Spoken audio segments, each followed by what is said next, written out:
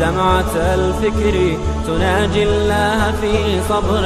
وترجو رحمة تسري. کہ جو ہم لفظ قبر کہتے ہیں ہمارے عرف میں تو ایک گڑھے کا نام قبر ہے، لیکن حقیقتاً یاد رکھیں کہ قبر اس مقام کا نام ہے کہ جس میں انسان عالم برزخ میں رہتا ہے.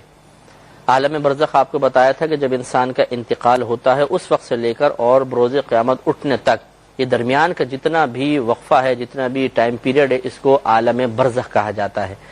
اس عالم برزخ میں انسان جس مقام پر رہے گا وہ اس کے لیے قبر کہلاتی ہے، چاہے اب وہ گڑھے کی شکل میں ہو یا کسی کو آپ نے سمندر میں ڈال دیا تو وہ سمندر اس کے لیے قبر ہے. اگر کوئی شیر کے پیٹ میں چلا گیا، شیر نے اس کو کھا لیا تو شیر کا پیٹ اس کے لیے قبر ہے، اور وہیں پر عذاب و ثواب کا سلسلہ جاری و ساری ہو جاتا ہے. لیکن نہ شیر عذاب محسوس کرتا ہے، نہ آپ اس مردے کی چیخیں سن سکتے ہیں، بلکہ اللہ تبارک و تعالیٰ کا یہ ایک عجیب نظام ہے کہ عقل کی رسائی وہاں تک نہیں ہو سکتی ہے. اس کو سمجھانے کے لیے اکابرین نے اس طرح بیان فرمایا کہ یوں سمجھ لیں جیسے آپ کسی سوئے ہوئے شخص کے پاس بیٹھ جائیں اور وہ شخص کو خواب دیکھ رہا ہو، تو وہ خواب میں مثال کے طور پہ کوئی اس کو مار رہا ہے، اس کو کاٹ رہا ہے، پیٹ رہا ہے، وہ ایک اذیت برداشت کر رہا ہے، محسوس کر رہا ہے، لیکن جو سائیڈ میں بیٹھا ہوا اسے کچھ پتہ نہیں چلتا کہ کیا ہو رہا ہے، اور ظاہری بدن پہ بھی نظر نہیں آتا، لیکن وہ سویا ہوا شخص تمام تکلیفات محسوس کر رہا ہے. یہی وجہ کہ جب ہم اٹھتے ہیں تو اپنے بدن کو دیکھتے ہیں، کچھ بظاہر نہیں لگتا، لیکن جب ہم خواب میں ہوتے ہیں تو ساری تکلیفیں محسوس ہو رہی ہوتی ہیں. تو اسی طریقے سے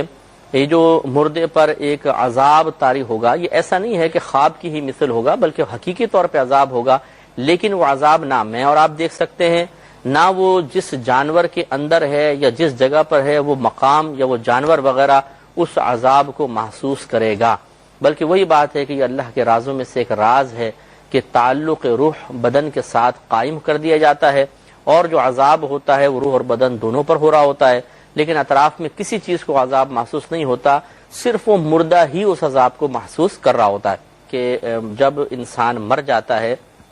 تو ایسا نہیں ہے کہ اس کی روح کا تعلق مکمل طور پر منقطع ہو جائے. دنیا میں ایک تعلق وقتی طور پہ منقطع ضرور ہوتا ہے، لیکن پھر وہ تعلق دوبارہ قائم ہوتا ہے، لیکن وہ تعلق اس طرح قائم نہیں ہوتا جیسے زندگی میں انسان کے جسم اور روح کا تعلق ہوتا ہے. کہ زندگی میں یعنی دنیا کے اندر تو پوری کی پوری روح گویا کہ انسان کے اندر ہوتی ہے اور وہ بالکل آپ کو جیسے زندہ نظر آتا ہے،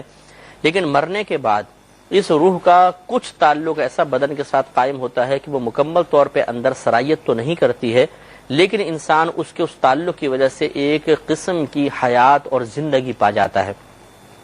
اور اسی زندگی کی وجہ سے وہ عذاب کا الم اور درد محسوس کرتا ہے اور نعمتوں کی لذت کو محسوس کرتا ہے.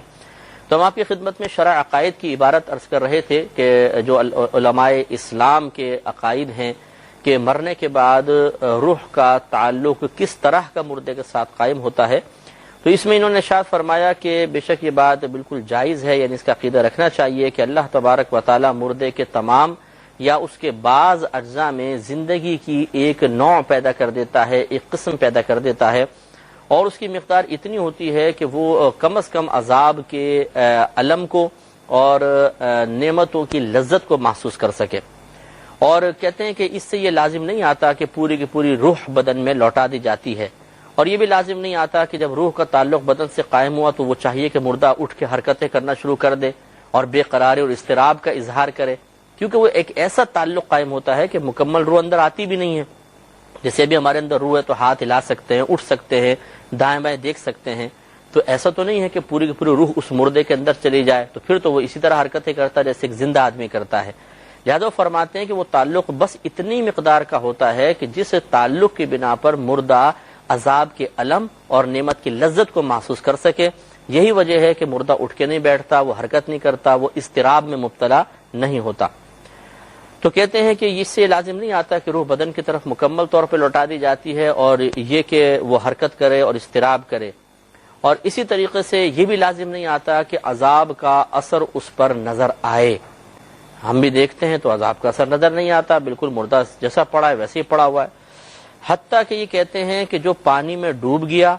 اور جو حیوان کے پیٹوں کے اندر چلا گیا اور وہ ہواؤں کے اندر اڑ رہے ہیں، اس پر بھی عذاب ہو رہا ہوتا ہے، اگرچہ خود پرندوں کو پتہ نہیں چلتا اور جانوروں کو پتہ نہیں چلتا. عذاب ہو رہا ہوتا ہے۔ تو یہ آپ تھوڑا سا غور و تفکر کریں گے تو ایک صحیح تصور آپ کے ذہن میں قائم ہو جائے گا کہ زندگی میں مکمل طور پہ روح بدن کے اندر ہوتی ہے، تو لہٰذا انسان حرکت بھی کرتا ہے، باتیں کر رہا ہوتا ہے اور سب معاملات ہوتے ہیں، لیکن جب یہ روح مکمل طور پہ باہر نکلتی ہے وہ مر جاتا ہے۔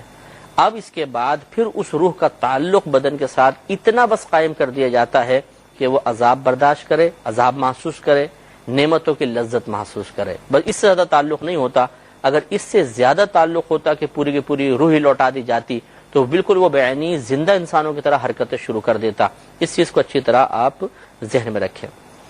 اب یہ بھی ہمارا عقیدہ ہے کہ مسلمانوں کی روح مختلف مقامات پر ہوتی ہے، لہذا علماء نے فرمایا کہ حسب مرتبہ روح مختلف مقام پر ہوگی۔ بعض کی تو صرف قبر کے پاس ہی رہتی ہے روح، یعنی کہیں پر بھی وہ بہرحال جسم کے ساتھ تو تعلق ہو گئے ہوگا، لیکن بعض کی روحیں قبروں کے پاس ہوتی ہیں، بعض کی آب زمزم کے کنویں میں ہوتی ہیں، یہ حدیثوں میں ہے، بعض کی آسمان و زمین کے درمیان، بعض کی پہلے، بعض کی دوسرے، بعض کی 7ویں آسمان تک، یعنی درجہ جیسے زیادہ ہو دوسرے آسمان تک رہے گی، تیسرے، چوتھے، 5ویں، بعض کی 7ویں آسمان پر رہتی ہیں روحیں، اور بعض کی اعلیٰ علیین میں، یعنی جنت کے اعلیٰ مقام میں ان کی روحوں کو پہنچا دیا جاتا ہے۔ تو اس کے سلسلے میں علامہ جلال الدین سیوطی رحمۃ اللہ علیہ نے اپنی مشہور کتاب جو احوال برزخ کے بارے میں ہے، شرح الصدور بشرح حال الموتى والقبور، اس میں بہت ساری کتب حدیث سے حدیثیں جمع کی ہیں، وہ میں چند حدیثیں آپ کی خدمت میں عرض کرتا ہوں تاکہ ہمیں معلوم ہو کہ جو یہ ہم نے عقیدہ رکھا ہے یہ کوئی اپنے پاس سے وضع کردہ نہیں ہے، بلکہ ہمارے نبی کریم صلی اللہ علیہ وسلم نے اس کی اطلاع دی ہے۔ چنانچہ شرح الصدور صفحہ نمبر 262-263 پر یہ حدیث پاک حضرت ابن عمر رضی اللہ تعالی عنہ سے مروی ہے، وہ کہ فرماتے ہیں کہ بے شک انسان جب قبر میں رکھا جاتا ہے تو صبح اور شام اس کی قبر میں اس کے جنت یا اس کے دوزخ کا ٹھکانہ پیش کیا جاتا ہے۔ مطلب کہنے کا یہ ہے کہ جب مردہ قبر میں رکھا جاتا ہے تو جنت کی کھڑکی بھی اس کو دکھائی جاتی ہے، کھول دی جاتی ہے، تو صبح و شام وہ جنت کے نظارے کرتا ہے اگر نیک پرہیزگار مسلمان ہے تو، اور یا صبح و شام جہنم دکھایا جاتا ہے اگر کافر، منافق یا مشرک وغیرہ ہے تو۔ اس میں اشارہ اس طرف ہے کہ انسان کی روح جو ہے وہ اس کی قبر کے پاس رہتی ہے، تو وہ ان تمام چیزیں ملاحظہ کر رہا ہوتا ہے۔ اس طرح شرح الصدور صفحہ نمبر 237 پر ارشاد فرمایا، حضرت علی رضی اللہ تعالیٰ عنہ اس کے راوی ہیں، آپ فرماتے ہیں کہ ارواح المؤمنین فی بئر زمزمہ، کہ مومنین کی روحیں آب زمزم کے کنویں میں ہیں، یعنی زمزم کے کنویں میں ہیں۔ تو یہ بھی حدیث پاک میں چونکہ آیا، ہمارے نبی کریم نے اطلاع دی، اس پر ہمارا ایمان ہونا چاہیے۔ اسی طرح صفحہ نمبر 236 پر مغیرہ بن عبداللہ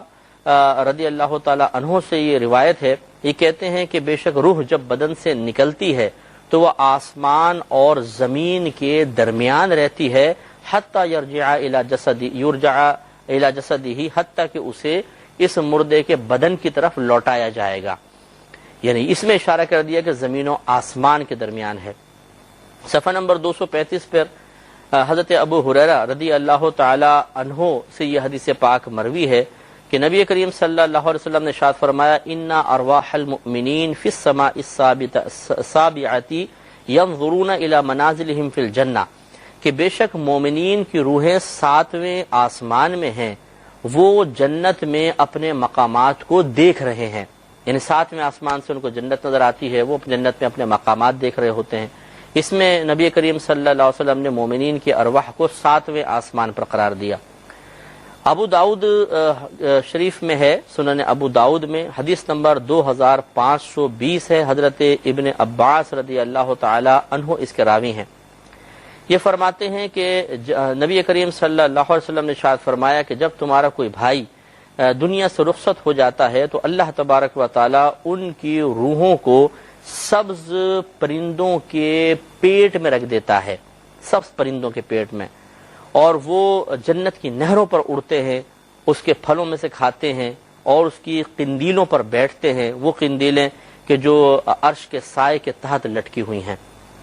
تو یہ اس میں اشارہ کر دیا کہ بعض لوگوں کی روحیں جنت میں پہنچائی جاتی ہیں اور جنتی پرندوں کے پیٹ یا پوٹے کے اندر ان کو رکھ دیا جاتا ہے، اور جنتی پرندے اڑتے ہیں تو گویا کہ وہ روح بھی اس کے ساتھ سیر کر رہی ہوتی ہے۔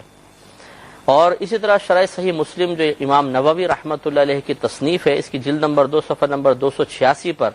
آپ ایک حدیث کی شرح کرتے ہوئے جس میں رفیق الاعلیٰ کا لفظ استعمال ہوا تھا، یہ کہتے ہیں کہ صحیح یہ ہے اور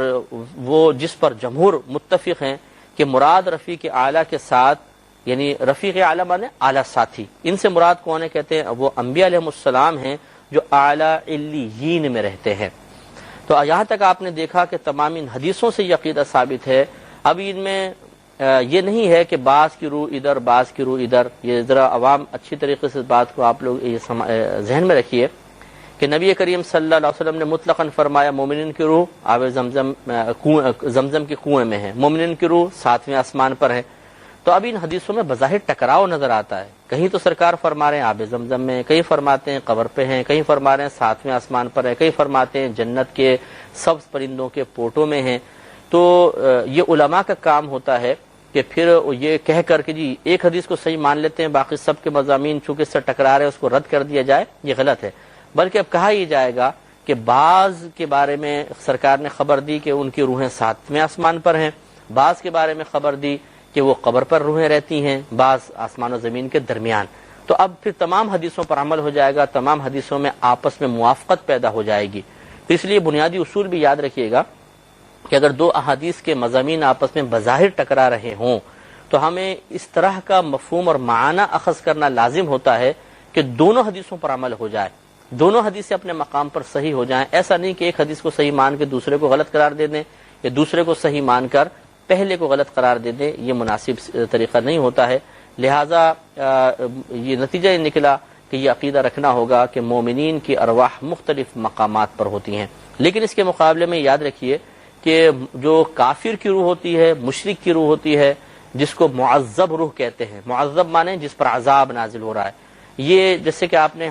حدیث میں سنا تھا مسند امام احمد بن حنبل میں کہ اللہ تعالیٰ فرماتا ہے کہ اس کو 7ویں زمین کے نیچے پہنچا دو، مقام سجین میں پہنچا دو،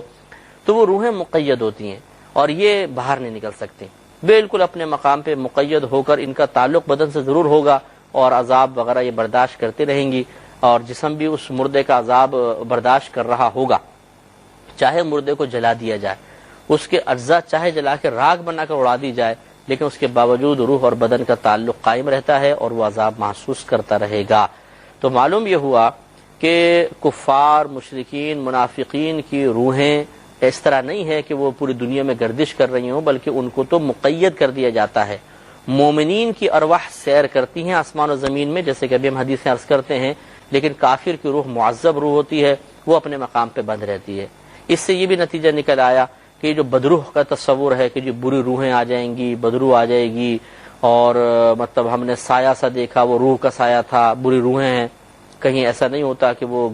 گندی روح کبھی باہر نکل ہی نہیں سکتی، وہ اپنے مقام پر بند ہوتی ہے۔ ہاں یہ ہو سکتا ہے کہ وہ جن ہوں اصل میں اور آپ اس کو روح کا تصور لے کے بیٹھے ہوئے ہیں، تو آپ کے ذہن میں روح کا تصور آ جائے۔ وہ جنات تو ہو سکتے ہیں، لیکن جتنی بھی بری ارواح ہے ان کو کہیں گھومنے کی اجازت نہیں ہوتی ہے، یہ ایک مقام پر بند ہوتی ہے۔